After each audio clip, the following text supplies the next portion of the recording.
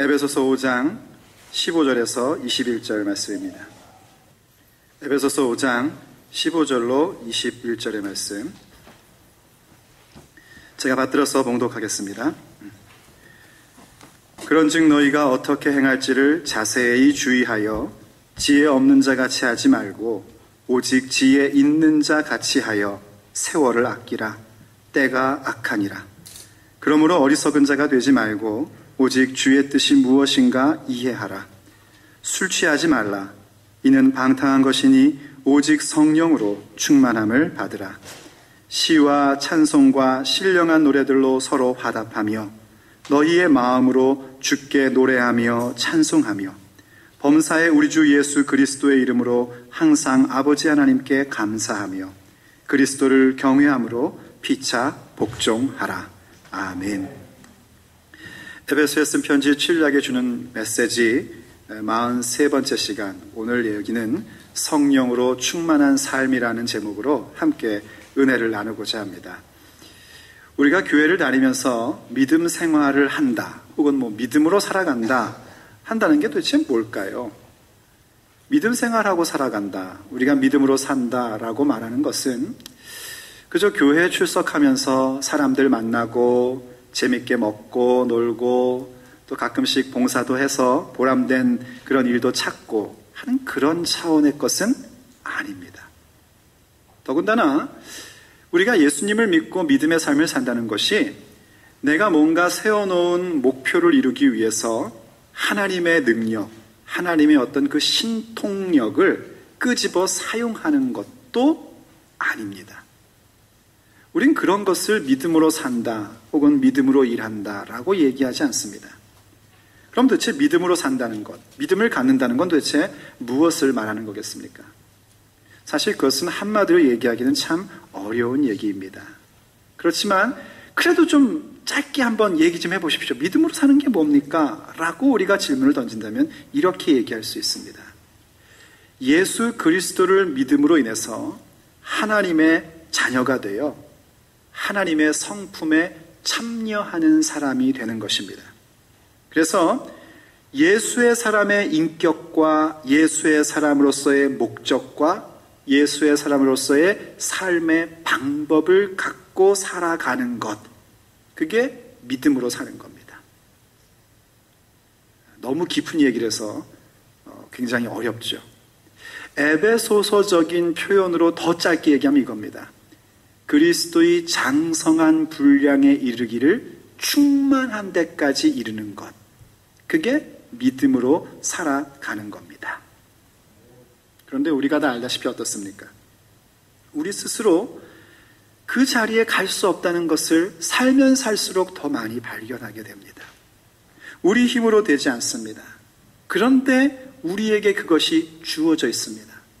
어떻게 주어졌냐면 하나님의 일하심으로, 하나님의 능력으로 우리에게 그 놀라운 모습이 주어져 있는 겁니다. 하나님이 우리를 그 길로 가게끔 만들어 오시고 이끌어 가십니다. 그분의 열정이, 그분의 성실하심이 우리를 그 자리로 가게끔 만들어 주었습니다. 그리고 그러한 길을 우리는 뭐라고 얘기하냐면 성령의 충만함이라고 얘기를 합니다. 그래서 여러분이 교회 생활 좀 하다 보면은요, 자주 듣게 되는 얘기가 뭐냐면 성령 충만이라는 얘기입니다. 성령으로 충만해져야 됩니다. 성령 충만합시다 라는 얘기를 듣습니다. 그 얘기는 성령님에 의하여 지배를 받고 인도함을 받는다라는 얘기입니다. 성령 충만이라는 그 용어 자체는 사용하지 않지만 결국은 성령 충만이라는 얘기를 늘 우리는 배우고 듣고 고백하며 살아갑니다. 말씀 좀 보자. 성경을 보셔야 됩니다. 성경을 읽으십시오. 성령 충만함, 성령의 이끌림 받으려고 말씀을 읽는 겁니다. 기도합시다. 간구합시다. 역시 성령님의 지배를 받고 싶어서 기도하고 간구하는 겁니다. 그럴 때는 우리가 합심으로 기도해야 됩니다. 그럴 때는 이렇게 해야 됩니다. 저렇게 해야 됩니다. 전부 다 성령의 충만함에 대한 얘기입니다. 은혜 받는 것도 무슨 얘기입니까? 오늘 은혜를 받았어요. 그 얘기가 오늘 많이 울었다는 얘기 아니시지 않습니까? 성령께서 내 가운데에 말씀하시고 기독케 하셔서 성령의 지배를 받게끔 만들어주셨다는 게 은혜를 받았다는 얘기입니다. 우리는 이렇게 성령의 충만함을 목적하며 살아가는 것입니다. 우리는 마땅히 성령의 충만한 자가 될 때에 하나님이 계획하시고 예수 그리스도께서 이루신 그 놀라운 일들이 다른 사람의 이야기가 아닌 내 삶의 내용과 이야기로 읽을 수 있고 열매로 맺을 수 있는 사람이 되는 것입니다. 그런데 이제 우리가 성령 충만이라고 할 때 교인들이 조금 혼란스러워하는 부분들이 있습니다.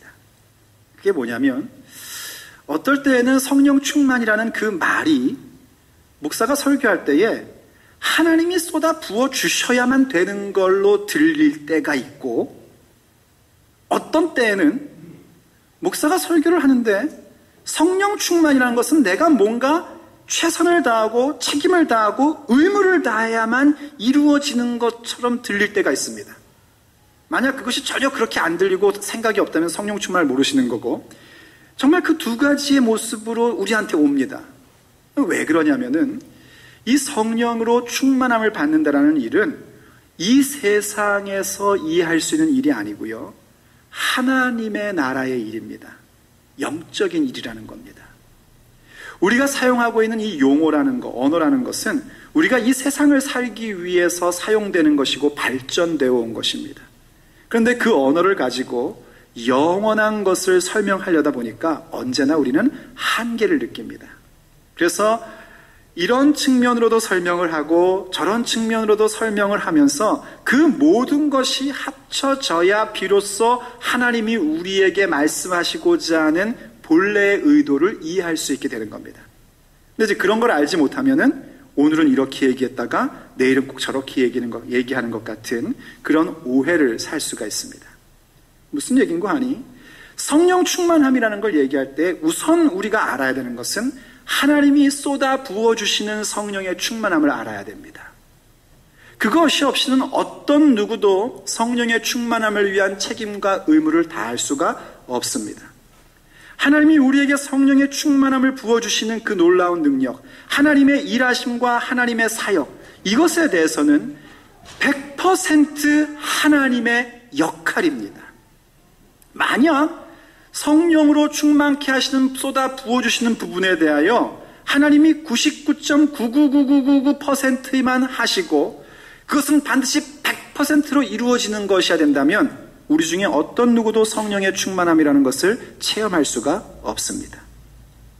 0.00000 오늘 밤새도록 000 한 다음에 1%의 부분만이 우리가 할 수 있는 부분이랄지라도 우린 결단코 성령에 대하여 알 수 있는 사람이 될 수 없습니다.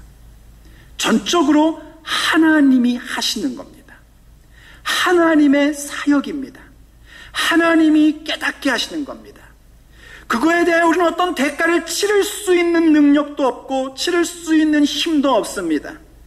하나님이 정말 하나님의 값으로, 하나님의 힘으로, 하나님의 열정으로 우리가 알 수 없는 것을 알게 하셨고 깨달을 수 없는 것을 깨닫게 하셨습니다.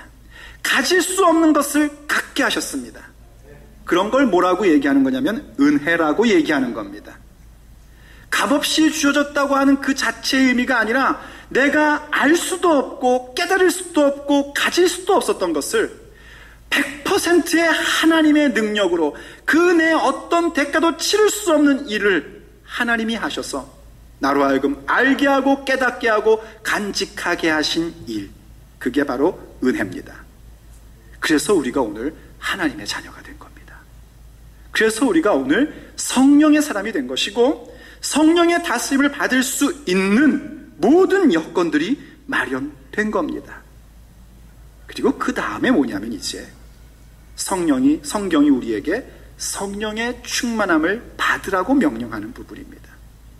하나님의 100%의 하나님의 사역과 일하심으로 성령을 우리에게 부어주셨는데 그것이 우리에게 체험되는 것으로 한번 끝나면 안 되고 지속적으로 이루어져야 되는데, 왜냐하면 성령의 충만함이라는 것은 숨 한 번 크게 쉬고 꾹 숨 참는 게 아니거든요. 계속해서 호흡해야 되는 것이거든요. 주일날 한 번 숨 크게 쉬고 일주일 동안 숨 꽉 참았다가 토요일쯤 되면 얼굴이 빨개져가지고 더 이상 숨을 참으면 난 죽을 것 같아 꼴딱꼴딱 하다가 주의를 놔가지고 숨을 한번 크게 쉬고 그리고 다시 또 집에 가가지고 또 숨을 꽉 참고, 이거 아니거든요. 그런 걸로서는 성령의 충만함이 될 수 없습니다. 성령의 충만함, 성령의 지배를 받는 것은 늘 계속해서 숨 쉬고 있는 겁니다. 내가 숨을 느낄 때도 있고 느끼지 못할 때조차도 숨 쉬는 것처럼 성령의 충만함은 그렇게 가는 것입니다. 하나님께서 우리에게 쏟아부어 주시는 성령의 충만함은요, 우리에게 여러 가지 현상으로 나타납니다. 때로는요, 예배 가운데 내 마음에 갑자기 감동이 옵니다. 이게 왜 이러지 하면서 막 가슴이 두근두근거리기도 하고 눈물이 콱 쏟아지기도 합니다. 그런데 그것이 단순한 감정의 동함이 아니라 감화의 현상이 일어납니다. 그런 감동이 그냥 한번 눈물 쪽 빼고 울었더니 굉장히 카타르시스를 느끼네 하고 끝난다면 그건 성령의 역사가 아닙니다. 항상 마음의 감동은 감화를 주는데 그 감동 때문에 내가 지금까지 살아왔던 세상의 가치관 가운데 살았던 모습, 이래서는 안 되겠구나 하는 생각을 갖게끔 됩니다. 그래서 변화를 향한 결단을 갖게 하는 겁니다. 그게 감화입니다. 눈물을 흘리기도 하고 결단을 하기도 하고 소리 높여 기도하기도 합니다. 그래서 막 어떨 때는 잠깐 정신 차려보면 그런 생각이 듭니다. 내가 이러다가 미치는 게 아닌가. 맞습니다. 예수에 미쳐버리는 겁니다. 그게 하나님이 쏟아 부어주시는 성령의 충만함이에요. 그런데 여기서 멈추지 않고 성경은 우리에게 뭘 요구하냐면 그러한 성령의 충만함을 지속적으로 받아가라고 얘기를 하는 겁니다. 그게 우리가 해야 할 의무와 책임에 대한 부분입니다. 성령의 충만함을 하나님이 부어주셨으면 이제 그 충만함이, 바로 그 성령의 다스리심이 지속적으로 내 삶에 이루어지도록 우리는 결단하고 책임을 다하고 의무를 다하는 자가 되어야 합니다. 에베소서에서 우리에게 성령으로 충만함을 받으라고 말씀한 성령 충만함이라는 것은 바로 후자의 얘기입니다. 하나님이 쏟아부어 주시는 것은 이미 있는 것이고 그 전제 속에서 이제 우리가 어떻게 하면 더욱더 성령의 충만한 삶을 살 것이냐 하는 내용인 겁니다. 어떻게 하면 성령의 충만한 삶을 살 수 있을까요? 무엇이 과연 우리로 하여금 하나님이 허락하신 그 성령의 충만함을 받아서 더욱더 성령의 충만한 자, 성령의 지배를 받고 다스림을 받는 정말 힘있는 예수의 사람들로 만들어주는 걸까요? 첫째로는요, 오늘 본문 19절이 얘기하고 있는 것처럼 예배가 중심이 되는 삶을 사는 것입니다. 본문 19절이 이렇게 얘기합니다. 시와 찬송과 신령한 노래들로 서로 화답하며, 이 서로 화답한다는 것은 공동체의 예배의 모습을 얘기하는 거예요. 그래서 뭘 하냐면은 너희의 마음으로 주께 노래하며 찬송하며의 부분인 겁니다. 서로 화답하는 공동체 예배 가운데서 하나님을 노래하고 찬송하는 겁니다. 이건 노래 실력으로 하는 게 아닙니다. 목사님 우리 교회는 찬양이 너무 길어요. 노래도 못하는데. 아니요, 노래 실력으로 하는 게 아닙니다. 노래 실력이 아니라 우리의 마음으로입니다. 너희의 마음으로 주께 노래하며입니다. 성령의 충만함을 위로부터 받은 사람들은요, 우리에게 나타나는 특징의 현상의 첫 번째가 하나님을 예배하고 찬송하게끔 되는 겁니다. 그리고 그 예배하며 찬송하는 것은 우리로 하여금 성령의 다스림을 받고 임재하심의 충만함을 갖게끔 만들어주고 이끌어줍니다. 그래서 우리가 성령의 충만한 삶을 살려면 뭘 해야 되는가? 하나님을 높이는 예배 가운데에 찬송하고 노래하는 자가 될 수 있어야지 됩니다. 이게 어떻게 이루어지는 거냐면요, 에베소서 1장 13절로 14절에서 우리가 이미 얘기를 했었습니다. 이렇게 성경이 기록을 합니다. 그 안에서, 이때 그 안에서라는 건 뭐냐면 성부 하나님 아버지께서 정해놓으신 계획을 얘기하는 겁니다. 그 계획 안에서 너희도 진리의 말씀, 곧 너희 구원의 복음을 듣고 그 안에서 또한 믿어 약속의 성령으로 인치심을 받았으니 라고 얘기해요. 하나님의 계획 속에서 우리가 진리의 말씀, 구원의 복음을 받았단 말입니다. 말씀 선언에 대한 그 모든 내용의 핵심이 뭐냐면 복음입니다. 복음은 뭡니까? 한마디로 얘기하면 예수 그리스도가 복음입니다. 예수님이 기쁜 소식입니다. 예수님으로 인하여 생명을 얻게 되었고, 예수님으로 인하여 풍성한 삶을 얻게 되었고, 예수님으로 인하여 능력을 얻는 자가 되었기 때문에 예수가 복음입니다. 진리의 선포의 말씀을 따라서 우리가 예수 그리스도를 믿는 자가 되었고, 그것을 약속의 성령으로 도장 꽝 찍어줘서 너는 내 것, 하나님 것 하는 인치심을 받은 겁니다. 그래서 뭘 하려고 그렇게 했는가? 이는 우리의 기업의 보증이 되사 그 얻으신 것을 속량하시고 그의 영광을 찬송하게 하려 하심이라. 할렐루야. 하나님을 찬송하는 겁니다. 하나님을 노래하는 겁니다. 하나님 앞에 그렇게 예배하는 겁니다. 성도들이 함께 모여 화답하면서 노래하고 하나님을 높여드리는 겁니다. 노래 실력이 아니란 말입니다. 아무리 가사가 좋아도요, 혼자 노래 실력으로 우와와와와 이렇게 하면은요, 그거는 찬송이 아니고 노래 뽐내는 겁니다. 하지만 무슨 소리인지는 잘 모르겠지만 뭐 항아리 깨지는 소리가 나도, 아시죠? 어떤 소리인지는요. 그런 소리가 나도 내 중심 가운데 주님의 말씀을 듣고 그 말씀으로 인하여 내가 성령의 충만함을 힘입어 하나님의 거라는 사실을 인정하며 노래할 때에, 그것은요, 아리랑곡조에 나 같은 죄인을 붙여도 어떻게 하는 줄 아십니까? 나 같은 죄인, 이거요. 그렇게 해도 영광의 찬송인 겁니다. 그것이 우리를 성령의 충만함으로 만들어줍니다.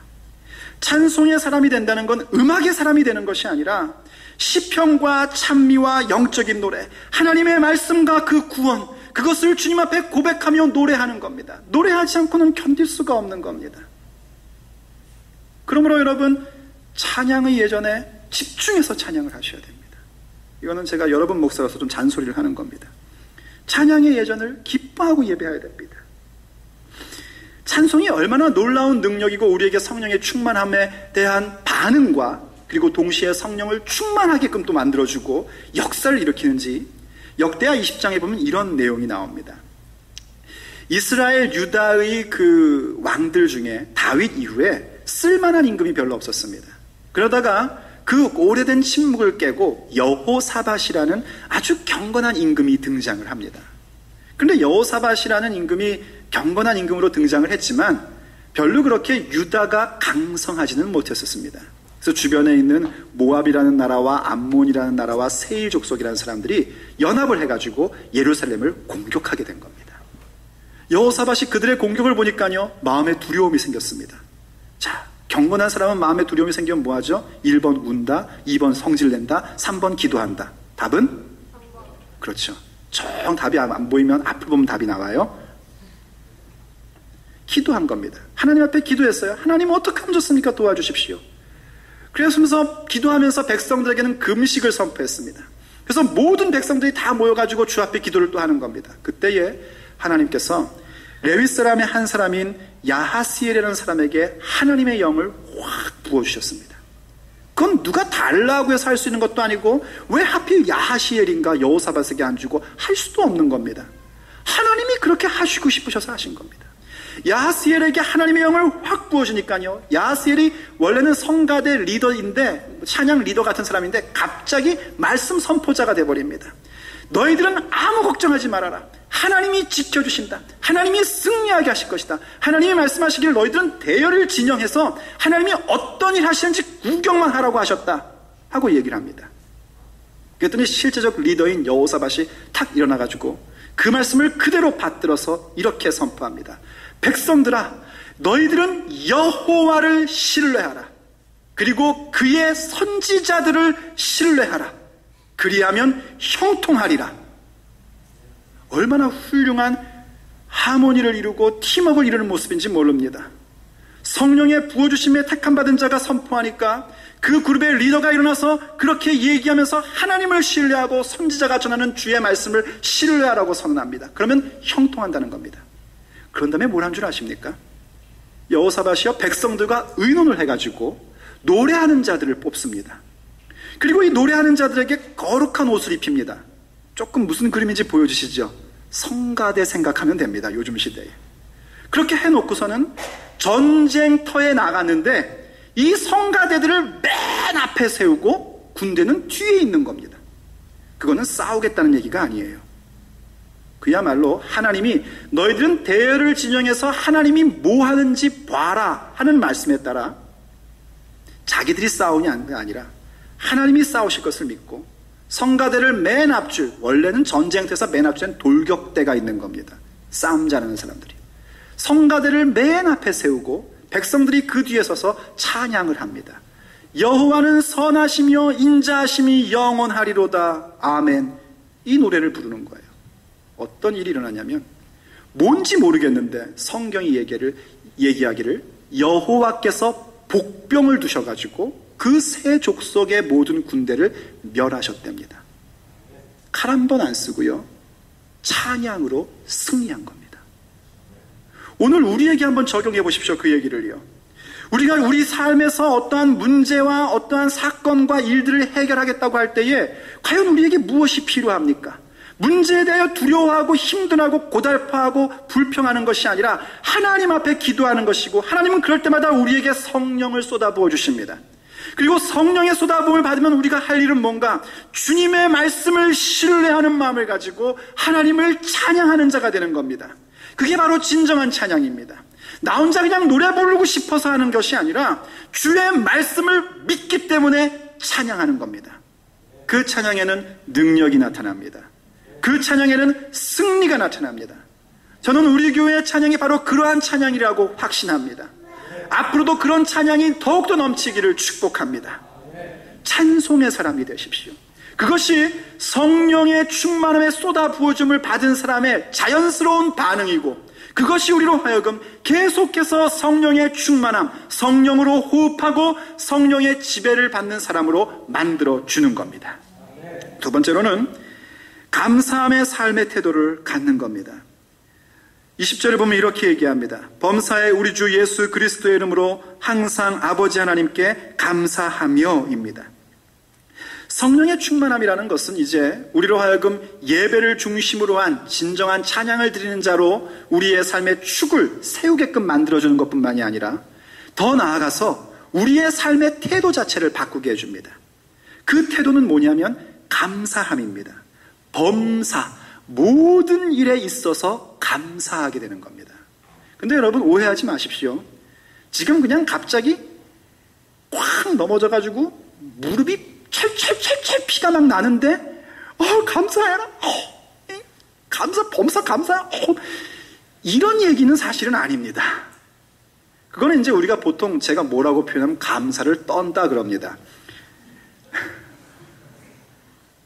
감사를 떠는 게 아니라 하나님은 우리를 감사하게끔 만드십니다.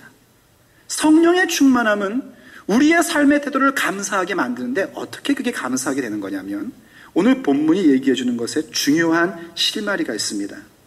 범사에 우리 주 예수 그리스도의 이름으로 항상 아버지 하나님께 감사하며입니다.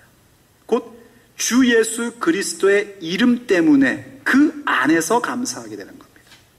이름이라는 것은 그 사람의 인격과 그 사람의 능력 자체를 얘기하는 겁니다. 여러분이 옛날에 한국에서 외상할 때 우리 아버지 이름 대고 외상 지면 가게에서 주는데 내 이름 대고 외상하면 안 주죠. 어릴 적에 말이에요. 그게 능력입니다.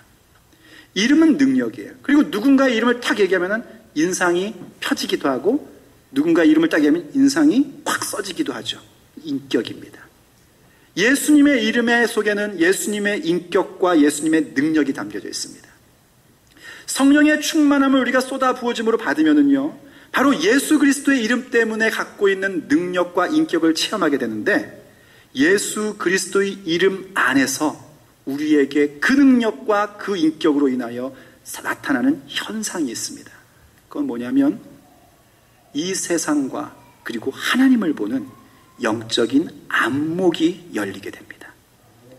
예수 이름 안에 있으면 영적인 통찰력이 확 열리는 겁니다. 그래서 감사하게 되는 겁니다. 무슨 얘기냐면요, 이런 얘기입니다. 우리가 지난 주간에 시편 3편부터 7편까지 새벽 기도 시간에 나눴었어요. 그런데 이 시편 3편부터 7편까지의 내용들은 어떤 내용을 가지고 있냐면, 복 있는 사람, 하나님 앞에 경건한 사람, 하나님 말씀대로 사는 사람이 인생을 살면서 억울한 일을 겪는 일들을 기록하고 있습니다. 예를 들면 그런 겁니다. 대적이라는 존재가, 그 에너미, 대적이 사람의 대적이기도 하고 혹은 어떤 사건이 대적이기도 합니다. 이 대적이 믿는 사람에게, 복 있는 사람에게 공격으로 오는 그런 일을 겪습니다. 근데 그것만이 아니라 그냥 많은 사람들이 그저 중립적인 위치에 있었는데 갑자기 그런 대적의 공격으로 인해서 중립적인 위치에 있던 사람들까지 돌변하여 나를 공격하는 그런 일을 만나는 겁니다. 어디 그뿐입니까? 그래도 저 사람은 믿음의 공동체 안에 있으니까 우리 교회는 나는 안 다녀도 그래도 교회 다니는 사람이니까 믿고 함께하는 사람이라고 생각했는데 되레 그 사람이 세상적인 가치관을 가지고 믿음으로 살려는 나를 공격하면서 힘들게 합니다. 그것뿐만이 아닙니다. 시편 7편을 보면은요, 거짓말들을 만들어가지고 고소를 합니다. 거짓 소문을 만들고 고소를 해서 이 믿음의 사람이 너무 억울하고 힘들고 고달픕니다. 그런데 시편 기자들은요, 어느 누구도 그 고달프고 힘들고 억울함 속에서 감사를 떨지는 않았습니다. 그들은 하나님 앞에 자기의 어려움, 자기의 고통스러움, 나의 무죄함에 대한 그 억울함을 주님 앞에 갖고 나왔습니다. 그랬더니 어떤 일들이 생기냐면 주님 앞에 갖고 나오니까 그것이 기도가 되고, 그리고 알다시 시편이라는 것은 개인의 기도의 차원 정도가 아니라 개인의 기도를 교회 공동체가 모여서 함께 기도하며 하나님 앞에 노래로 드렸던 내용입니다. 하나님 앞에 예배하며 기도하다 보니까는 우리식으로 얘기하면 성령에 충만해져서 영안이 확 열리게 되는 겁니다. 영안이 열려서 무엇이 보이는가 했더니만 시편 7편에 보니까 하나님이 이 세상에 악을 행하는 자들을 향하여 지금 무엇을 준비하고 계시는지가 딱 보이는 겁니다. 칼을 갈고 계시고 활을 당겨서 놓기만 하면 그 불화살이 악인들에게 갈 수밖에 없는 그런 하나님의 심판을 보게 됩니다. 그리고 악을 행하는 이 세상의 사람들을 보니까 자기는 똑똑하다고 자기는 잘났다고 하는 그런 모습들이 실상은 자기들이 빠질 함정을 만들고 있고 결국은 하나님의 심판 가운데 들어가는 모습으로 밖에는 보이지 않는 겁니다. 그게 보이니까 어떻습니까? 나도 그와 똑같은 죄인이고 똑같은 길을 갈 수밖에 없는 사람이었는데 하나님이 나를 자녀로 삼으시고 성령의 사람으로 만드셔서 그들과 합류되지 아니하고 오직 주님을 바라볼 수 있는 기도의 사람이요 성령의 사람으로 만들어주신 것이 보여지는 겁니다. 그게 영안이 열리는 겁니다. 그게 영적인 통찰력이 생기는 겁니다. 그러다 보니 할 말이 뭐가 있습니까? 아무것도 할 말이 없습니다. 할 말은 오직 하나님 앞에 감사하며 찬송하는 것밖에는 할 말이 없게 되는 겁니다. 범사에 감사하라 명령입니다. 우리는 거기에 순종해야 합니다. 그런데 하나님께서 우리한테 그냥 순종하라고 해놓고 뒷짐지시고 순종하는지 안 하는지 보고 계시는 것이 아니라 우리로 하여금 성령의 충만함을 주셔서 감사할 수밖에 없는 그 고백이 나오도록 영안을 열어주신단 말입니다. 그래서 오늘 내가 겪고 있는 일들이 여기서 끝나는 것이 아니라 하나님의 계획과 하나님의 솜씨 속에 어떻게 되어질지를 볼 수 있게 되기 때문에 우린 결국 감사 외에는 할 수 있는 것이 아무것도 없는 사람으로 일어서게 되는 겁니다. 여러분, 성령의 충만함은 우리로 하여금 인생의 실체를 보게 하고 하나님을 바라볼 수 있도록 만듭니다. 그래서 결국 다시 또 하나님 앞에 감사하는 자가 되게끔 만드시고 그렇게 감사하는 삶의 태도는 우리의 일상을 성령으로 호흡하고 성령의 지배를 받는 성령 충만한 사람으로 성령 충만한 삶으로 만들어주는 겁니다. 세 번째로는요, 결국은 바로 이렇게 하나님 앞에 찬양하고 하나님 앞에 감사하며 갖게 되는 모습인데 그것은 그리스도의 사역과 성품에 참여하는 겁니다. 그리스도의 사역과 성품에 참여하는 것은 다른 것이 아니라 복종입니다. 이게 제일 어렵습니다, 사실은요. 복종. 복종을 좋아하십니까? 사람은 복종을 좋아하지 않습니다. 그런데 성령의 충만함은 우리를 복종케 하고 복종은 우리를 성령으로 충만한 삶을 갖게끔 만들어줍니다. 예수님을 따르고 예수님을 믿는다고 할 때 무엇을 믿고 따르는 것인가? 예수님이 살았던 삶의 모습, 예수님이 하나님께 가졌던 삶의 모습을 우리가 보고 따르는 겁니다. 믿음은 하나님을 향한 복종입니다. 그리고 그 복종은 어디에서 나타나냐면 우리가 서로 복종하는 데서 확인이 되는 겁니다. 서로 복종하는 자가 되는 겁니다. 무엇함으로요? 그리스도를 경외함으로써 서로 복종하는 겁니다. 여러분 옆에 있는 사람에게 복종하는 거란 말입니다. 별로 안 좋아할 줄은 알았지만 이렇게까지 반응이 썰렁할 줄은 몰랐습니다. 여러분 본문이 뭐라고 얘기를 했냐면 성령의 충만함이라는 그 얘기를 하기 위해서 오늘 제가 일부러 본문을 길게 읽었습니다. 15절부터 이런 얘기를 했었죠. 너희들이 과연 어떻게 행할지를 자세히 주의하라는 말로부터 시작했습니다. 과연 어떻게 살아야 할 것인가를 대충 보지 말고 세밀하게 살펴보라는 겁니다. 그래서 지혜 없는 자처럼 행동하지 말고 지혜 있는 자답게 살라고 했습니다. 왜냐하면 지혜 없는 자들은 언제나 미련을 떨고 어리석은 자가 되고 술 취해서 그렇게 돼서 세월을 낭비하기 때문입니다. 우리는 술 취하는 자가 되어서는 안 되고 성령으로 충만한 자가 되어 지혜 있는 자가 되고 세월을 구속하는 자가 되어야 됩니다. 근데 사람들은 자꾸 그런 얘기를 합니다. 술 먹는 사람만도 못한 게 예수 믿는 사람이라는 거예요. 술 먹는 사람도 못한 게 뭔 소리를 하려고 하나 했더니만 그런 얘기예요. 예수 믿는 사람들은 한번 삐지면 대를 이어간다는 거예요. 뭐 설마 대를 이어가겠습니까마는 그냥 비유하자면 그런 얘기죠. 오래 간다는 겁니다. 뒤끝이 엄청 길다는 거예요. 하지만 술 먹는 사람은요, 술 한 잔 마시고 푼다는 겁니다. 거짓말입니다.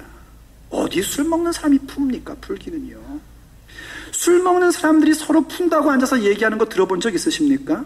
뭐 들어볼 필요는 없지만은요, 제가 들어본 사람으로서 말씀드리면 이렇습니다. 거기에는 스피커만 있습니다. 말하는 사람만 있습니다. 오디언스는 없어요. 듣는 사람은 아무도 없어요. 다 지 얘기만 합니다. 술에 취해가지고 자기 얘기만 하는 겁니다. 오늘 한잔 하자. 좀 나 너한테 기분 나쁘게 한잔 하자 해서 만나요. 둘 다 술을 마십니다. 둘 다 취합니다. 둘 다 지 얘기만 합니다. 상대방의 얘기를 들어주는 법이 없습니다. 그게 무슨 문제를 해결합니까? 그건 있습니다. 자기 얘기 다 하고 나니까 응어리는 풀린 것 같아서 꼭 해결된 것 같은 착각을 갖죠. 깨어나면 어떻습니까? 풀린 게 하나도 없어요. 왜요? 상대방의 얘기를 하나도 듣지 않았으니까요. 그래서 또 기분 나쁘면 또 어떻게 해요? 또 술 먹으러 가세요. 그리고 또 자기 얘기합니다. 너 이렇게 돼서 저렇게 돼서. 상대방이 듣는 척 하죠, 처음에는요. 그런데 내 얘기도 들어봐 하면서 지 얘기 막 합니다. 결론이 안 납니다. 그게 술 먹고 푼다는 얘기입니다. 근데 우리는 어떠냐면 우리는 술을 안 마십니다. 성령의 충만함으로 갑니다. 성령의 충만함은 우리에게 뭘 요구하냐면 예수께서 아버지께 복종한 그 모습을 요구합니다. 그리고 그 모습의 구체성으로 믿음의 공동체 안에서 서로 복종하려는 겁니다. 그러니 속이 뒤집어지죠. 그러니 못하겠는 겁니다. 내가 차라리 목사님 말씀이라면 복종을 하겠습니다. 뭐 아니라 이겁니까 표정이 지금. 하지만 저 사람의 말만큼은 내가 듣지를 못하겠습니다. 왜 그런 얘기가 나올까요?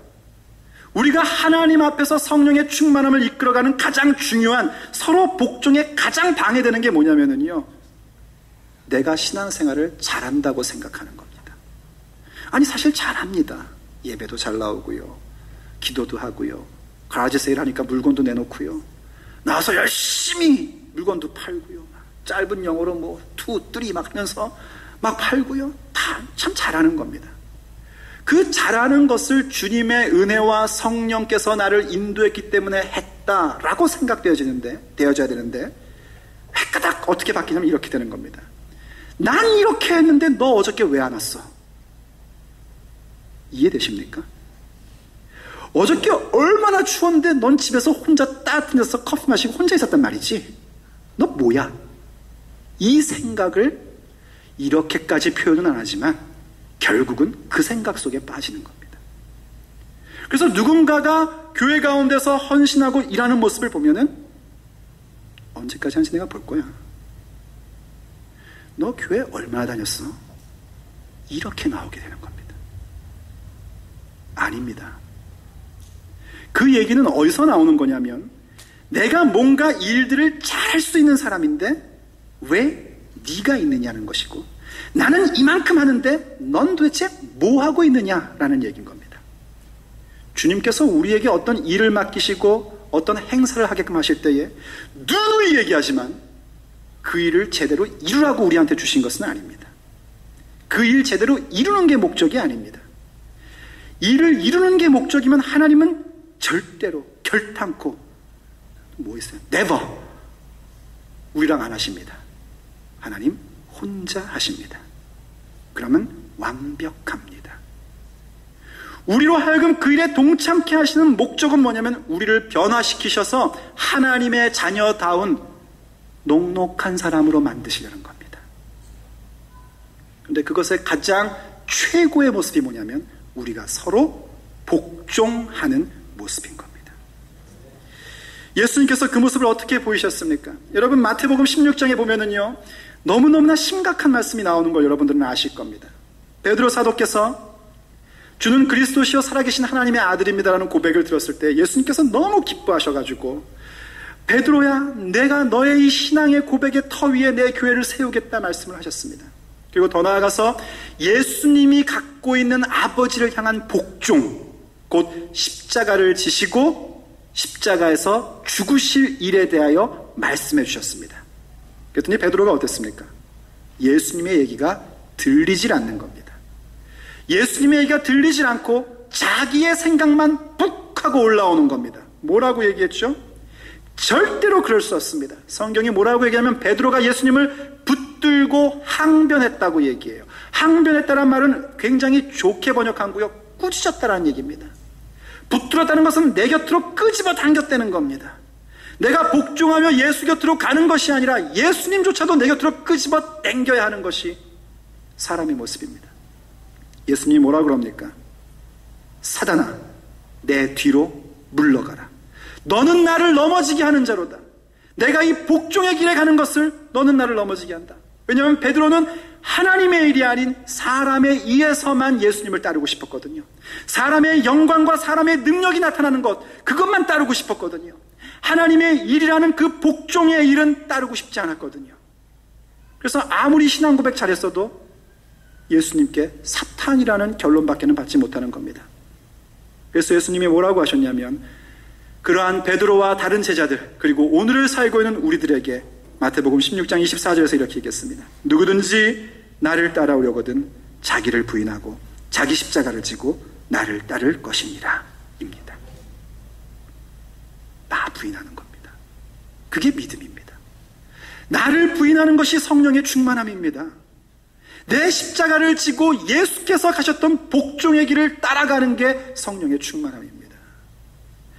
성령께서 우리에게 쏟아부어주시는 성령의 충만함은 내가 감격하고 감동받고 불받고 변화되는 것이라면 이제 내가 가져야 하는 책임과 의무를 다해야 하는 성령의 충만함은 찬송하며 감사하며 복종하는 겁니다. 누구에게 복종하는 거냐면 우리가 서로 복종하는 겁니다. 일을 왜 저렇게 해? 내가 하면 더 잘할 텐데 아니고요. 그런 일들을 통하여 이루실 것들을 보기 때문에 복종하는 겁니다. 여러분이 혹 교회를 오래 다녔고 목사고 장로고 뭐 이렇게 좀 뭐 교회에서 뭔가 한다. 그럼 더더욱 조심하셔야 됩니다. 복종해야 됩니다.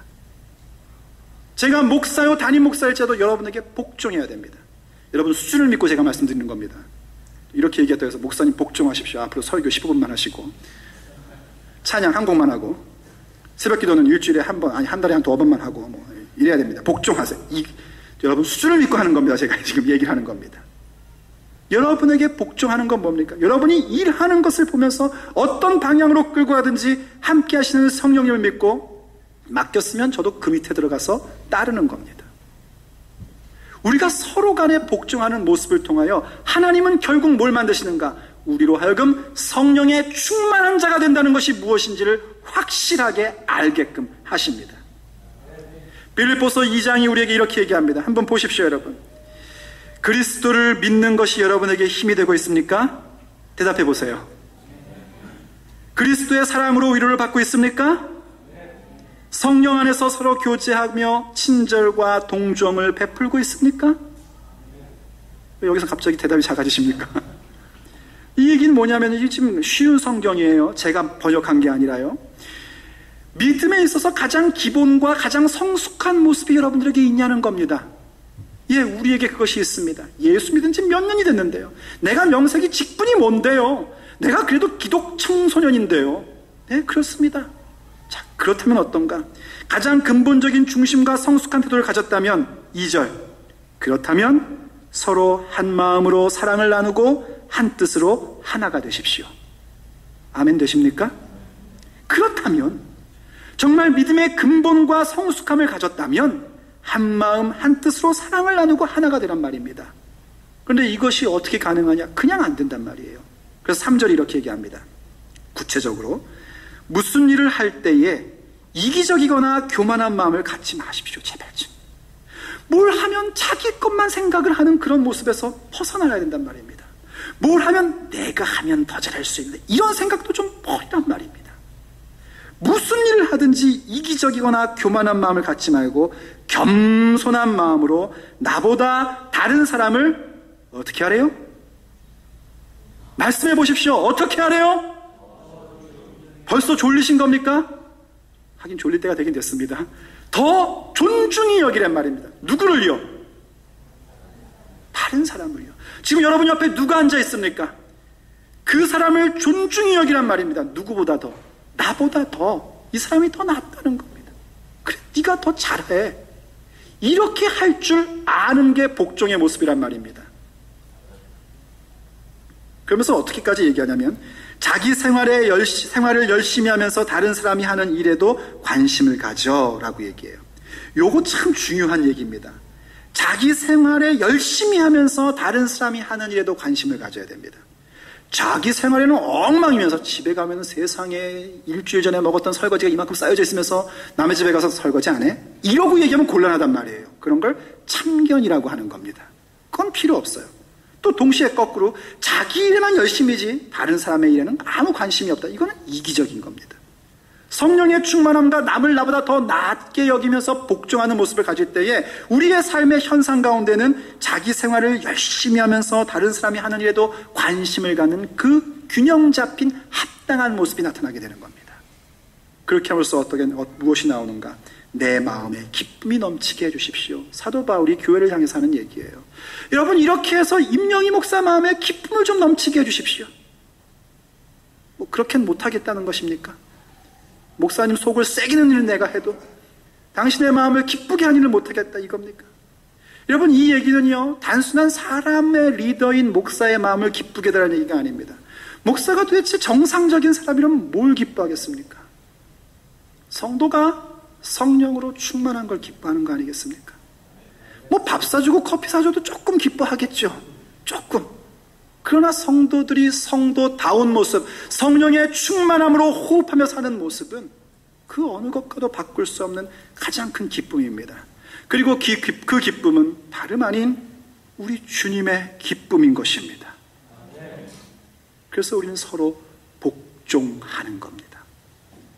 복종할 수 없는 상대인 것을 알고 있지만 그럼에도 불구하고 복종함으로써 예수 그리스도의 복종을 따르는 것이고 예수 그리스도의 복종을 따르기에 나로 하여금 성령의 충만함을 쏟아 부어주신 그 부으신 충만함이 더 이상 소멸되고 없어지는 것이 아니라 내 삶의 자리 가운데에서 성령의 충만한 삶으로 만드는 중요한 씨앗이 되고 능력이 되는 것입니다.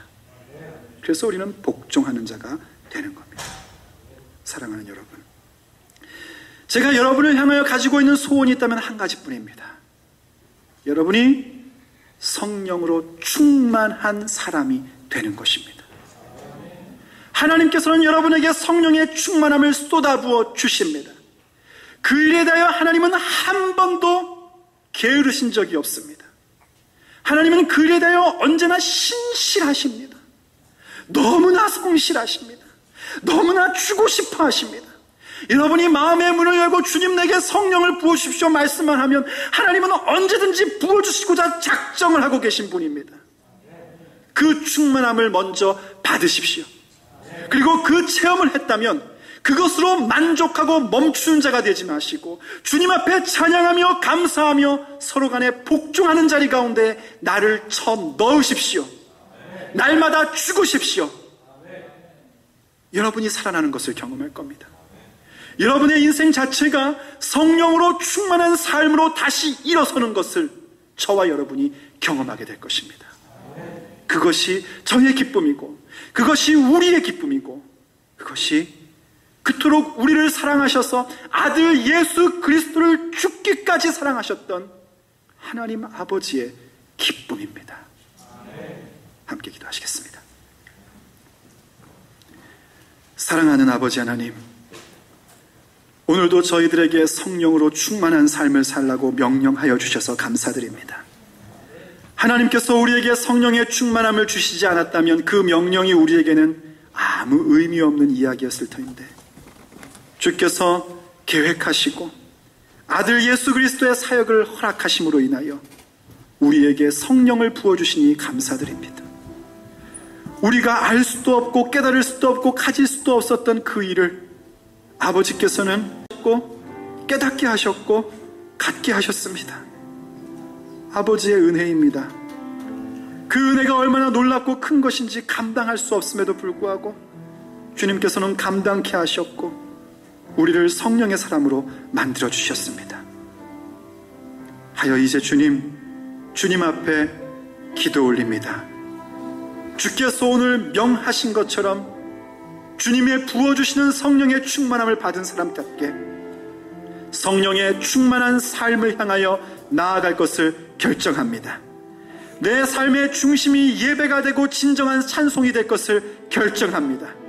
내 삶의 태도가 오직 주님 앞에 감사함으로 나아갈 수 있는 사람이 될 것을 결정합니다.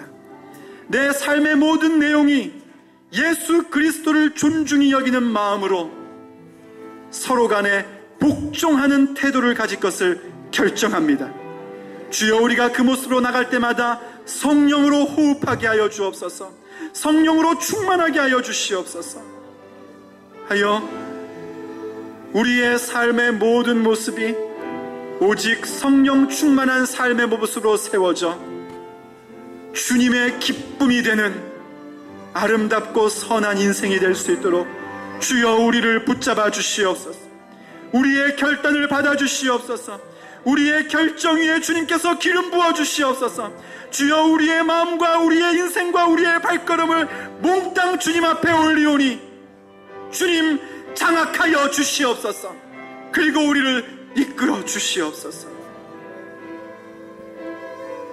주님 오시는 그날까지 성령 충만한 삶을 이루어가게 하여 주옵소서. 우리 주 예수 그리스도의 이름으로 간절히 기도 올립니다.